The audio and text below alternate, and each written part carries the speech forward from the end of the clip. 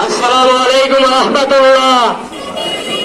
লেগেছে লেগেছে বিশ্বব্যাপী আক্রমণ, বাংলাদেশ বিশ্বব্যাপী কিছু হবে, এই দেশের মানুষ সেটা দেখা দিছে। এখন আর ভারতের দালালি চলবে না। আমি অন্তর্বর্তীকালীন সরকারকে হুঁশিয়ার করে পাচ্ছি, আপনারা প্রীতি ভঙ্গ করেন, ভারতের সাথে ব্রিটিশ সত্তরি ভঙ্গ করেন। তাই আমাদের দেশে একটা সম্ভব আর আমাদের বুকে লাথি মারে। আমরা তো হতে দেব না। এই দেশে যারা ভারতের দালালি করে তারা সচ্ছল হয়ে যান।